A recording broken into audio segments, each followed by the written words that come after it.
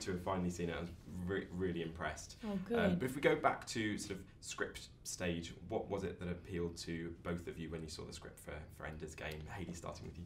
I remember reading it and thinking, how much fun is this going to be to shoot?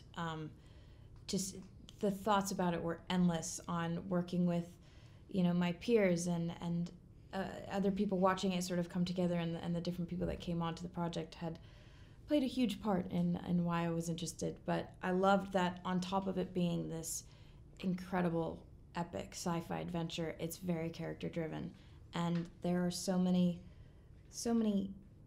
interesting relationships between each of the characters that I was really drawn to. How about yourself? I think, Hailee put it very well, and for me, one of the things that really interested me about the role is the complexity of my character, and how often in a lot of science fiction action films, the hero is pretty sort of silver covered, he's the good guy, but Ender, I don't think he's anything like that. He's pretty dark, and he isn't the perfect hero that a lot of people expect him to be, and for that reason it was really interesting for me to experiment with it.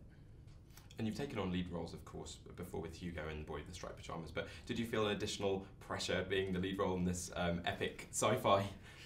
Yeah, I guess. And I mean, on top of that, the huge fan base which the story already had was, I mean, it was great to come into a film and feel like there are already thousands of people who are so excited for it. And again, you want to do it justice, and you don't want to just please the new people. You want to make the fans of the book feel great about it. And I mean, I'm a huge fan of the book, and I'd be just as upset if the film didn't do it justice, and I'm sure it does.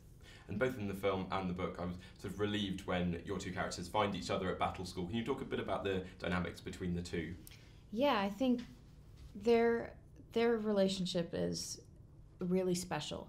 I think a lot of it is sort of unexpected in the way that it goes.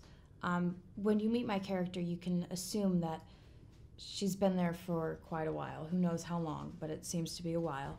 And you can assume that she's also sort of been in the same position as Ender when he first comes in, and he's instantly doubted and, shot down by anything that he says or any ideas that he has. You could assume that my character, being the only girl, had that as well.